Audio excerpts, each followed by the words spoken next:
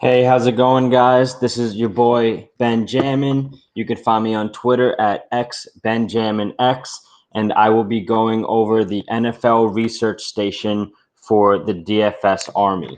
You could find this at dfsarmy.com, and if you want 10% off your monthly membership, you can use the code JAMMIN. That's JAMMIN to get 10% off for your monthly membership.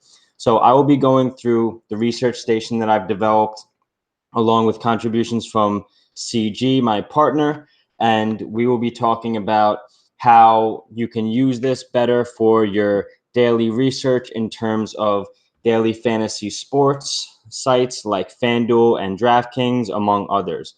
So the way that this is set up is I have it broken down by specific positions. So quarterbacks, running backs, wide receivers, tight ends, defense is all separated. And then we have two other tabs here that I will be going over later. But I basically want to walk you through how to use these sheets, how to identify good spots for people, and what is going on here that may not be as obvious as I think, because I developed it myself. So I'm going to be looking at this as if I was brand new to this and trying to show you, if this is your first time looking at it, how to use this to the best of your abilities. And it should be a big help throughout the season and even in your season long, drafts and fantasy for Yahoo and leagues and things like that. So the first thing that you're going to see is filters and how to navigate throughout the sheet. So if you click on things like the time or the team, it will filter out. And if you want to clear things, you can go to data and clear it, and it gets rid of all those filters. So you can do that among any of the tabs, and it'll be the same. You can filter through here.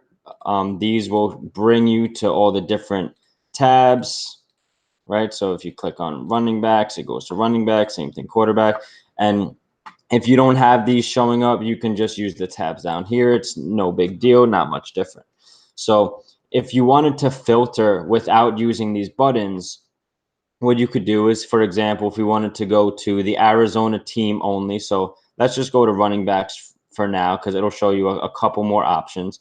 So let's say we want to go to Arizona. You have two of these guys right here, right? But if you don't have these filters because you're using an older Excel or you just don't like using it, what you can do is you can actually go to the team and click these buttons right here. And this, if you're not familiar with Excel, will be a really big help for a lot of different ways to use the sheets, like filtering, sorting, and different kinds of operations. So if you wanted to do that, you can go team, you can go to filters and unclick select all, click Arizona, or let's say you wanted to click multiple, like if you're looking at a specific game. So Arizona, let's see, is playing Washington. So if I want to use both of them, I unclick this, click Arizona, scroll down, and click Washington. Now I'll be looking at only players from those two teams. And these are some simple Excel things, but if you're not familiar with it, it's a good way to navigate and try to simplify the sheet. If you only need, let's say, the 1 o'clock games or something like that, then you could look at it this way. It's just a more specific way of looking at it. But so if we're going from left to right here, what you're going to see is the first column is depth. So this is your depth chart. And what this is doing is it's taking the player by the projection. And let's say we go to Dallas, just any team, right? So whoever has the higher projection on that team within that position, they will be listed as the RB1 or the RB2. And that'll be the same if you go to wide receivers and you click on Denver, right? It's the same thing. So the wide receiver one is Demaryius Thomas, projected at 13.5. You have Sanders, wide receiver two, and then it goes down from there. So if you're using this, I have it all color coordinated, so it helps you to see it easier. The green will be the wide receiver one, the yellow will be the wide receiver two, And it gets a little bit darker the more you go down. So it's kind of saying, maybe not stay away from these guys, but these are more of your bottom of the barrel wide receiver 3, 4, 5s, and 6s, who you probably won't be having too much exposure to. But wide receiver 3s for GPPs sometimes come in handy if they're value plays and things like that. Then you have the name. You have here, this is injury status. A lot of the time, this isn't going to be coming into play because if someone is out or if they don't expect to play, they probably won't be on here. But if you see anyone's name who happens to be orange, that means they're questionable for that week. And if you see someone whose name is red with a cross through, they're going to be out. But most likely, if someone's out, then I would just remove them from the player pool, so you don't really have to deal with that. But that's just something to keep in mind. The next thing is every specific player has their own rating. So this is a customized rating. So the quarterbacks, it's called Rocket Arm. The running backs, Truck Stick. The wide receivers and tight ends is Sticky Hands. And the defense is Tenacity. These are just names I made up just to make the ratings a little more identifiable and separate them out from just regular columns. But what these ratings are doing, and just keep in mind that if a player is a rookie or didn't play last year, their ratings will be a little bit skewed just because they don't have data from last year. So there's really not much to pull from. But so let's take a few of these guys, for example, and I'll just walk through some of the things that are going on without naming everything because there's a lot that goes into these. So if you're playing daily fantasy sports, things like high team totals, high over-unders, favorites, and things like that. Those are good for daily fantasy sports players. So let's just sort by this real quick. And you see Tom Brady, Drew Brees, Cousins, and Rivers. They're the top guys. And then if you look at the bottom, you have Mahomes, he comes into a negative, but he actually only played one game last year. That's why he even has a rating. If he didn't play at all, he probably wouldn't have much. So let's just look at Brady real quick, and you could see that he has a good projection. He's the second highest ranked projection score. He's not a great value rank because he's the most expensive player. And I'll get through a little bit more about what those things do, but he's in a high over-under. His team has a very high total. He's a big favorite. He passes the ball a lot. He's projected for over 2 touchdowns. If you look at the 2017 stats, he's on the field almost all the time, throws a lot of balls per game. So these are little things that, if you're looking at individually, like things that would be beneficial to a player, what I did is try to go through all the different things that I think are relevant, and they get points for, you know, contributions from each individual category. Not every single category, but the ones that I think are important. So that basically explains in a simplified manner what this is doing. This is just a customized rating that is taking a lot of different data points from throughout the sheet, this whole sheet, and just kind of adding them up and showing you this guy has a lot of things going for him. These guys have less things going for them. It takes into account, Vegas lines, projections, stats from last year, the defense they're playing against, if they're home or away, a lot of different things. So it's something that's very valuable, and we like to use a lot, but also use it in coordination with the rest of the sheet and the projections and things like that. You can use them as standalone ratings, but there's never something that we would say use only this and only that. So it's just a good way to monitor things. So I'm going to go back, sorting by projection. This is how all the sheets are sorted when you open them up by projection. The next column, you'll see the DraftKings salary. And if this was the FanDuel sheet, like obviously this is the DraftKings one. If this was the FanDuel sheet you were looking at, this would be the FanDuel salary. These next two columns this is the last week dollars. So going into week 2, all of these salaries will be here. The current week 2 salaries will be here. And then the difference between that will be here. So if this says 6,700. Oh, this will say 6,700 next week. In week 2, whatever their salary is right here, let's say this is 7,000, this difference would be plus 300. So it will go from 6,700 to 7,000, and it'll just show you it increased within the last week up to 300. And vice versa. If this went down to 6,400, it would say minus 300, just showing you the salary decreased. And this is a good thing to look at because if all other things are equal, including maybe the matchup and the Vegas score and stuff like that, and his salary decreased, it's a good opportunity to find players at a better value than they were even the previous week. So then you see, you have DraftKings salary here. Then you have the FanDuel salary here. So this is their salary on the other site, the other big site, FanDuel. And then this is the comparison between them. So you always want to be looking for green on my sheets. Green is good unless you have like the data bars, then the colors don't really matter as much. But when you see, green, white, and red, you always want to be looking at the green. So what this is saying is this guy is 22% cheaper on DraftKings than he is on FanDuel.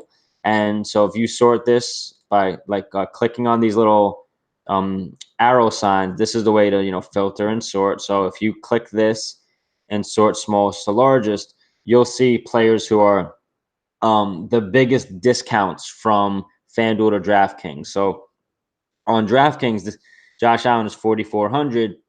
On FanDuel, who's 6,000, so he's 36% cheaper on DraftKings than he is on FanDuel. So what this can do is if you're playing on both sites and you like someone, but you only really want to use him on one site or something like that, you can look to see where he's the better bargain on which site. And to look the other way, Pat Mahomes is 6,000 on here and 67 on FanDuel, so he's only 12% cheaper, right? DraftKings salaries and FanDuel salary algorithms are different, so we're not comparing what they are with the same site. So like we're not comparing 6,000 against 53, we're comparing against themselves on the other site. So we want to be looking at, the cheapest comparison in terms of just bargain across the different sites. So if we keep going, you'll see the team. If they're highlighted in yellow, that means they are the home team. And then you look at their opponent, you see the time, you see their projection.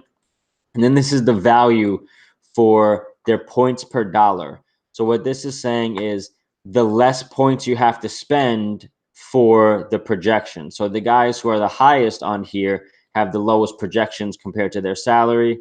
The guys who are the lowest here have the highest projections compared to the salary on the lower end. So this is showing you the value players. Dak Prescott's 5,500 and projected for 18. Whereas if you look at Russell Wilson, who's projected for about a little over 18 as well, but he's 6,200. He's $700 more.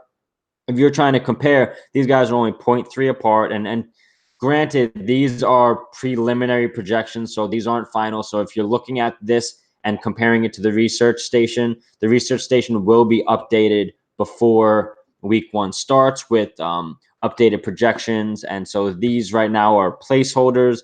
They are projections, but they're very preliminary. They were done in like week 1 or 2 of the preseason, so they don't hold much weight right now.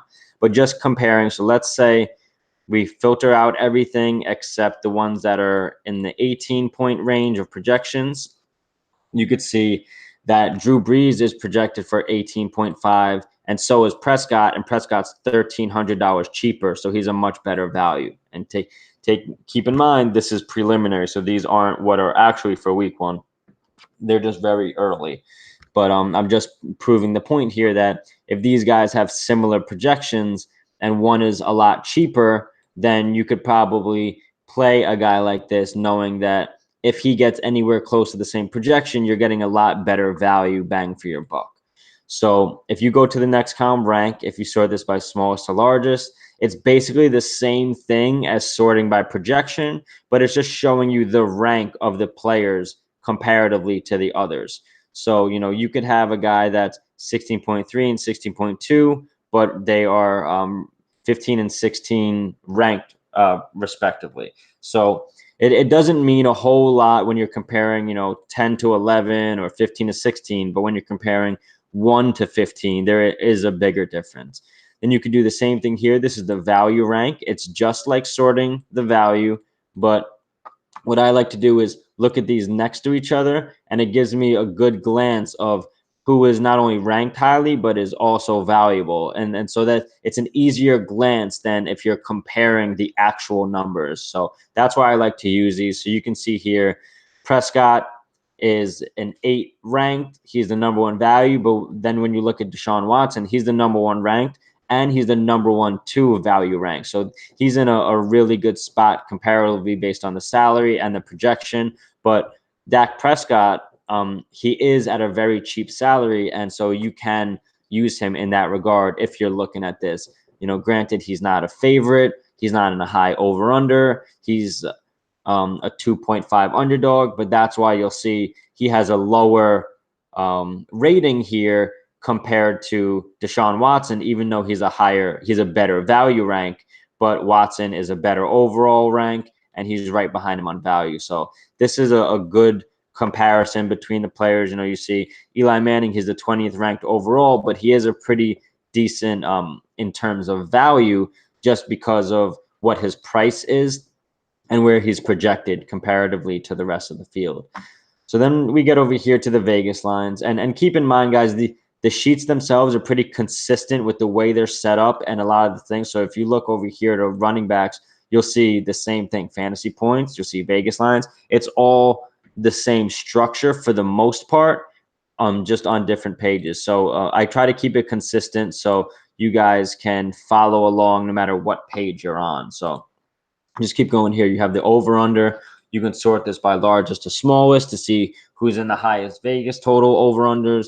You can do team total, sort this by largest to smallest. This is the spread. So if you want to see who's the highest favorite, you would go smallest to largest for the negative numbers. The negative means that they're the favorite. Positive means they're the underdog. So you could see here, if you compare these, I'll do the negative 9.5 and the 9.5. You'll get Drew Brees for New Orleans versus Tampa Bay, and then you get Fitzpatrick for Tampa Bay versus New Orleans, and you'll see that they are inverted numbers from each other. All right, so that's a good way to look at these things.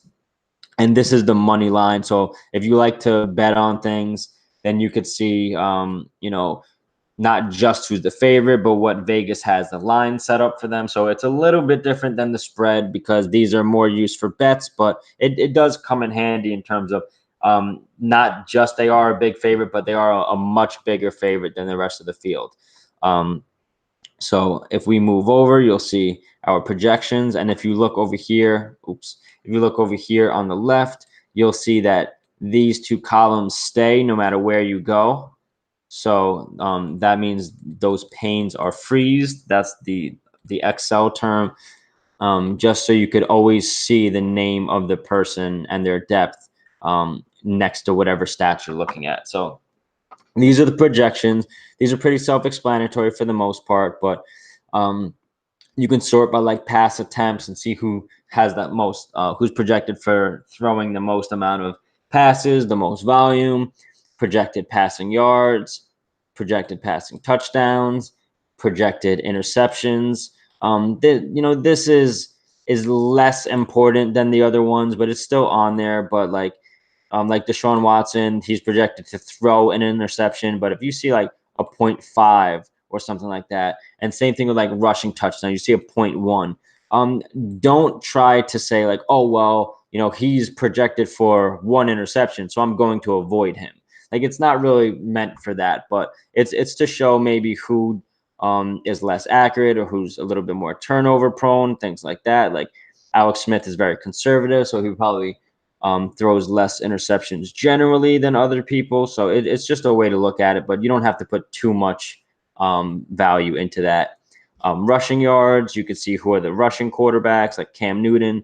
Keep in mind, 35 rushing yards. If he gets that, that's an extra 3.5 points. So, if you have two guys that you're comparing, and they both have very similar stats across the board, but one is projected for a lot more rushing yards, like just for example, Cam Newton versus Kirk. Well, let's see, 6,900. So yeah, let's see him versus Drew Brees, right? So Cam Newton versus Drew Brees.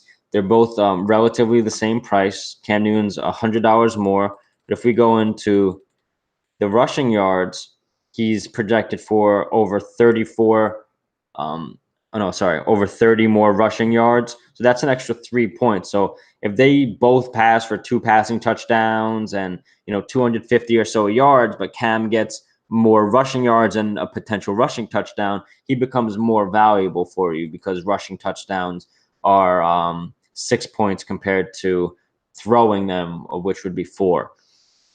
Then moving over, you have the 2017 stats, which will eventually turn into 2018 stats, probably like a couple weeks into the season. But I might put 2017 and 18 together. But for now, that's what this is. It shows you the games, the amount of snaps they played last year, and the snap percentage. So when they were on the field, it shows you how many, the percentage of the snaps compared to the amount of snaps generally that the offense had per game.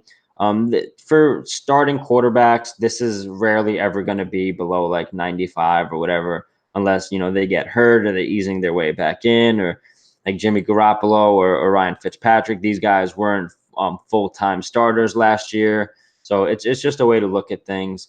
You have pass completions per game, pass attempts per game. You have the completion percentage. So a way to use completion percentages, if you have guys with high completion percentages, like a Drew Brees, then you know that the guys, like the wide receivers on their team, are going to have a better chance at catching the ball than like a Cam Newton who throws 59% completion. So he's a little bit more inaccurate than someone like Sam Bradford, who set the completion percentage in a season, things like that. So then you have the pass yards per game, the yards per attempt. Then you have the passing touchdowns that they had, the interceptions. Those are all pretty self-explanatory. Then when you move over here, this is looking at their opponent and the defense that they're facing.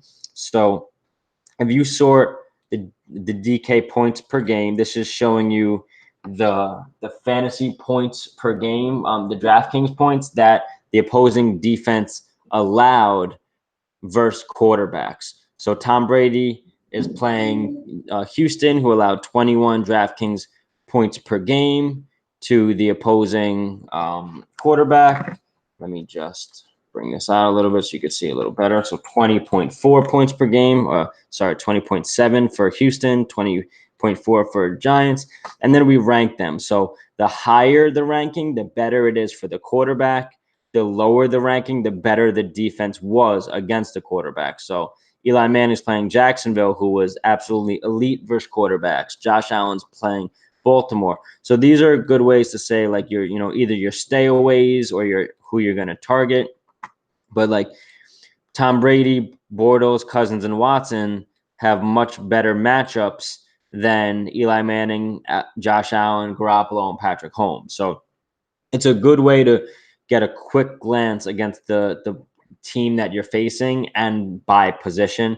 Then if you move over a little bit more, this is the defense that you're playing against and the total stats they let up versus quarterbacks last year. So if you look here, you go to largest to smallest. Ryan Tannehill, he's facing Tennessee. They let up the most passing attempts last year. So sometimes that'll say like if a team leads a lot of the time, like for example, like this is a better example with New England. They led a lot more games last year than they were down, so it forces the opposing team to throw a lot more, and kind of vice versa as well.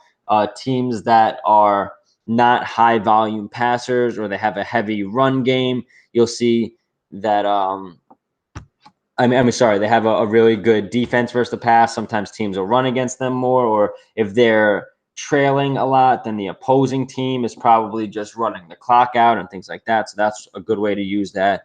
Completion percentage is good to look at because it shows you just like the completion percentage of the quarterback himself. If you are playing against a defense that lets up a high percentage of completions, then you could pick on them not just with the quarterbacks, but with the wide receivers who have a better chance at catching the ball. So if you're playing against Cleveland, Tampa Bay, or Dallas, they give up a much higher completion rate than if you're playing against Jacksonville, KC, and Washington. So these are definitely things to consider. Passing yards, touchdowns, interceptions, sacks. These things are all pretty self-explanatory. Rushing yards against the quarterback, that's actually something you can look at, and compare to when you have high rushing quarterbacks. So if you see there's a team that lets up a lot of rushing yards, especially with like little attempts, like Washington let up 317 rushing yards, but in 13 more rushing attempts than New Orleans. So New Orleans is a little bit worse against the run by quarterback than Washington, even though they gave up just 10 more yards. So it's a good way to look at it for the quarterbacks. So we can scroll through here.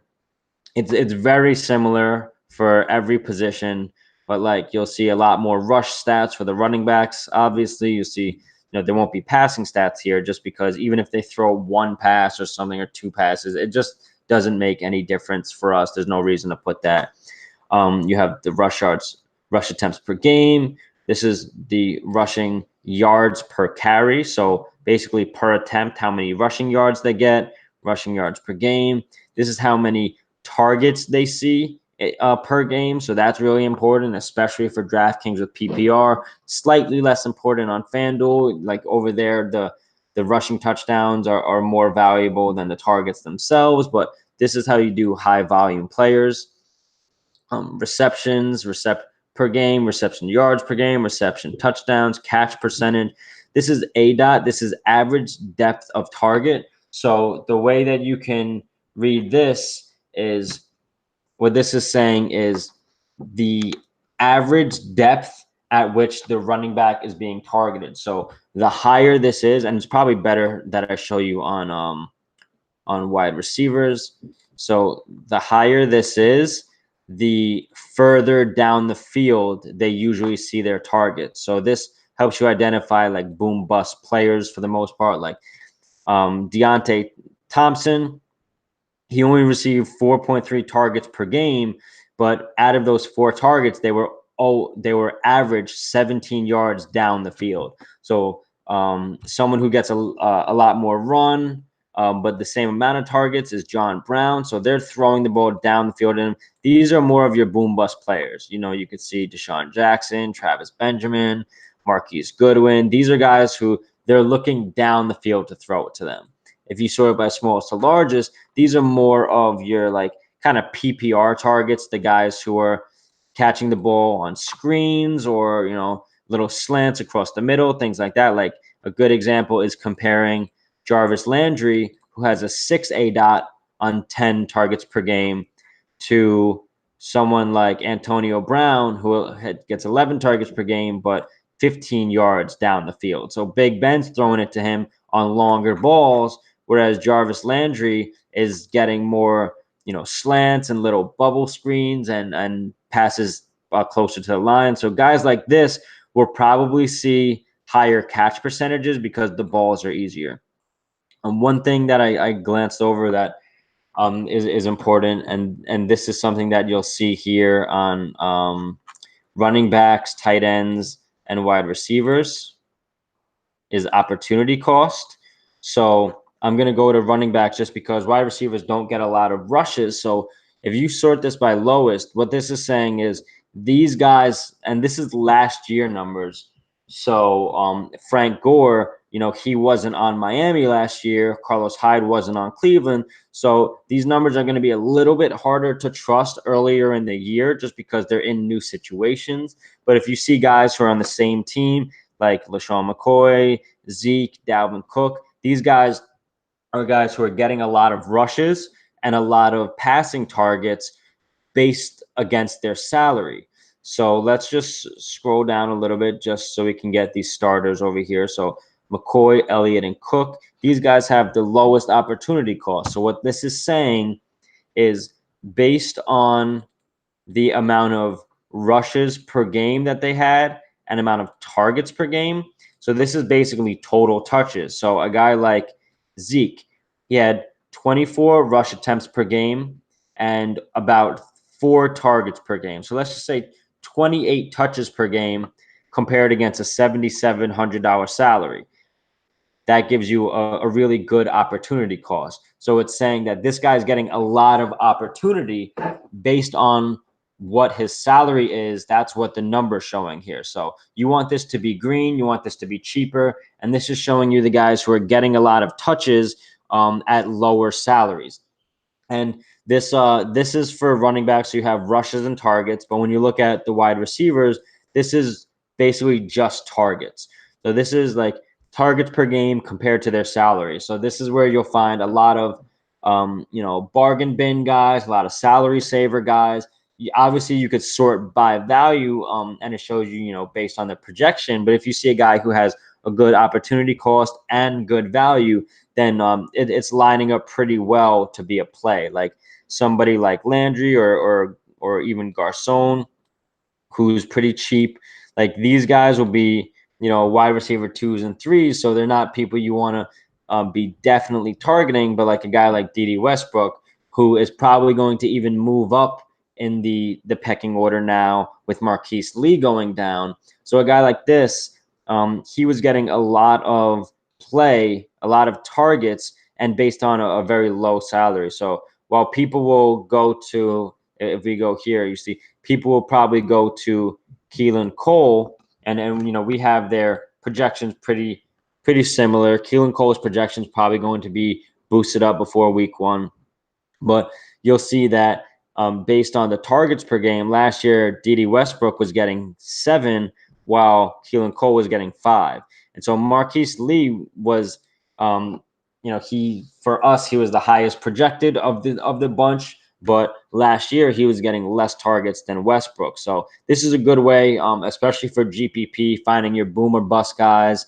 If you find a guy like this with a low opportunity cost and a decent ADOT, these are guys that are not just getting targets, but getting targets down the field and at low cost. It's a good way to find some value guys, some boom or bust GPP guys. So that's a way to look at that. You can do that for tight end as well.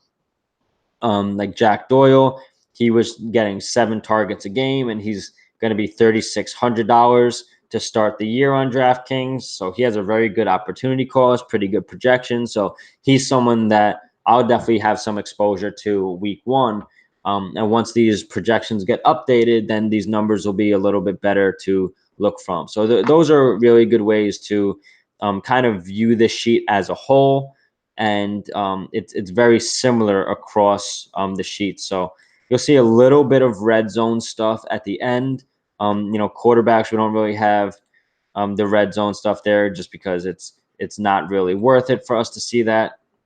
But if you look at the running back stuff, you could see that inside the 20 attempts, this is within the red zone, how many attempts they get, the rushing percentage. Sorry, the percentage of their rushes inside the 20 that they have of the team. This is good to look at. The attempts in the 10, the rushing percentage in the 10, the same thing with 5, and the same thing with the percentage. So these are things you want to look at. Like, for example, Joe Mixon for Cincinnati, once they get within the 5 and the 10-yard line, he gets the clear majority of the rushes, higher than it looks like almost anybody on this slate or on these teams. So this is something good to look at. Like when you get within the 20, Melvin Gordon gets 73% of the rushes. But and that continues throughout the 10 and the 5. What this is saying is when Cincinnati really gets close, they prefer to hand it off to Mixon over anyone else. So he gets the lion's share of those real close rushes. And you'll see the same thing on the wide receivers with targets and receptions and things like that. So it's really good to look at. So the things that are independent of these sheets, because these are all the positions, then you'll go into the stack builder. This is a really cool tool that we like using, and in coordination with the domination station optimizer that the DFS Army puts out that actually has stack features and functions. This is a really good way to use them together. So what this is doing is it's allowing you to pick either the team or the opponent, and then the position based on the depth chart that you're looking at. So what we're looking at here is we're looking at the team, their starting quarterback. We want to stack the wide receiver one of that team.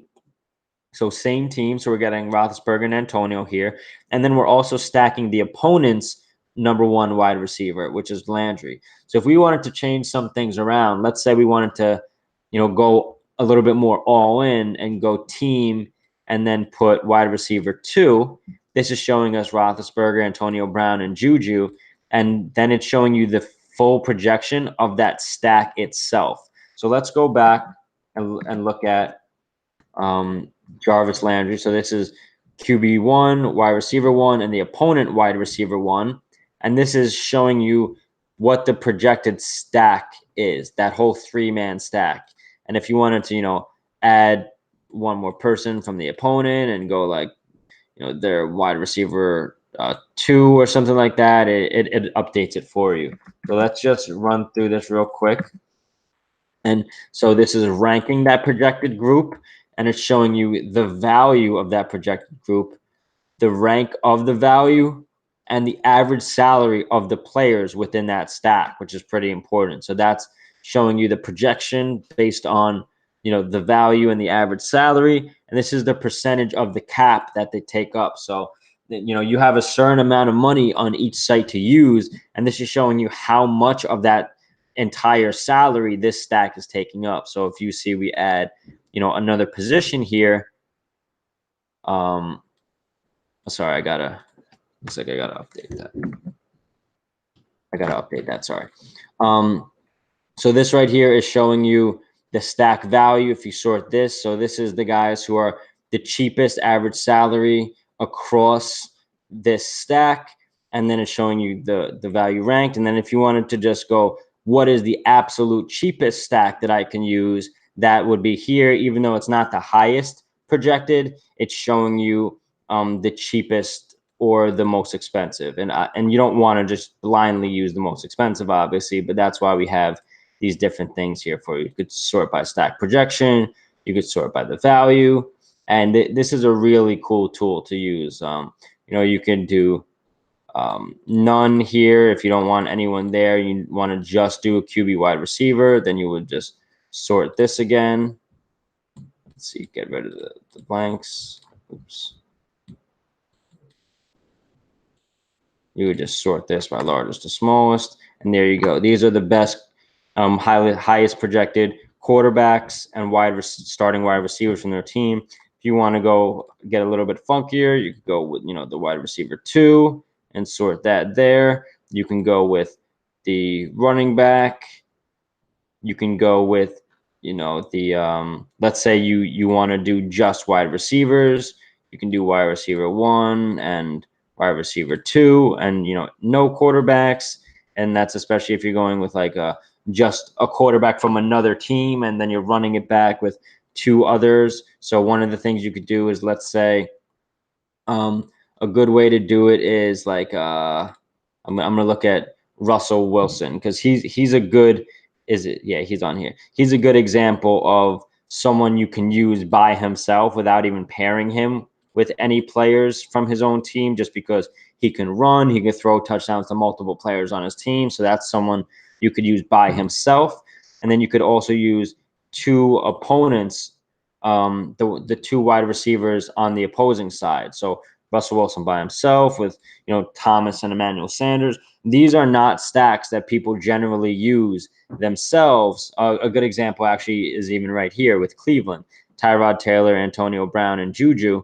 It's a good example because he'll run a little bit. He could throw touchdowns to a couple different players. So if you don't want to try and guess which players are going to get the touchdown there, you could always do that. You could do the quarterback and the opposing wide receiver. And these are just different combinations that you could do. And then it shows you the value. So Tom Brady and Hopkins, these are just unorthodox stacks that you can really just play around with and have some fun with. Then on this page, this is the salary analysis tool. So this is showing you for the last 3 years since 2015, 16, and 17, what the player's average salary was, how many games he played in that time, what the highest salary he was, what the lowest salary he was, the average DraftKings points that he's averaged in those amount of games. you could see the max amount of points that he scored, the lowest amount of points that he scored in a game. And like if you look at Aaron Rodgers, 0.7, that's probably a game he got injured or something like that. But this is a good way to look at things. You could look by the year, by the week, by the team, the opponent, and the position. Not only the opponent, but you could see if they were home or away. Then you could look over here. It's a different way of looking at it. This is for the teams, the opponent. So this is the opponent. You could see home or away and the position. So this is the home or away. So you could see versus Green Bay. So this is if you open this right here, this is quarterbacks versus Green Bay, running backs versus Green Bay. And this is at home versus Green Bay. Then you also have, if you look, where is it? It's somewhere down here. This is at Green Bay. So that's why right here it says opponent, H and A, that's home and away, and the position and player. So what you're doing is every time you click this plus sign, you're kind of getting more specific.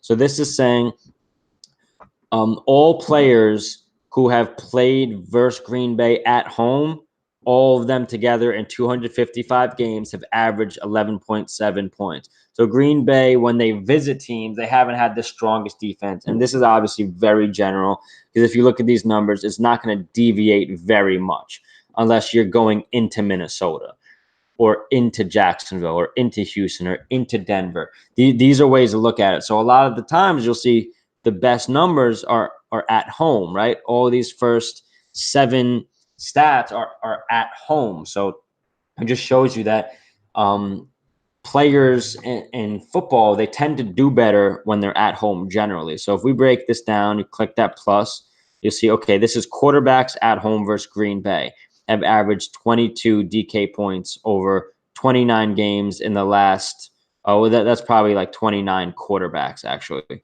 over the last 3 years. And you break that down even more, and it shows you each quarterback and how many games they've played versus Green Bay at home. And so if you see Cam Newton in 2 games he's played versus Green Bay at home, he's averaged 33 DraftKings points. So, if he plays Green Bay at home this year, which I'm not really sure if he does, it's a good way to see like, oh, well, he's had really good history versus them when he's played at home. He scored 34 and 31. Because if you see he's played 2 games, one was, the ceiling of 34, one was the floor of 31. You could look at Stafford. He's played 3 games versus them. This is his average salary, his max, and his min. So he's always been anywhere from $6,000 to 6,300 playing them. And then you could see he's averaged 24, and he's had in 3 games he's had no less than 18. So this is a really good way to look at it. If we drill down to, let's say, at Minnesota, you could see that quarterbacks have averaged only 12 DK points. So if you're looking to play a quarterback going into Minnesota, it's probably not a good idea. There's only been one person who's scored over 30, and Winston's the only other one who has scored over 20. This is going into Minnesota as a quarterback.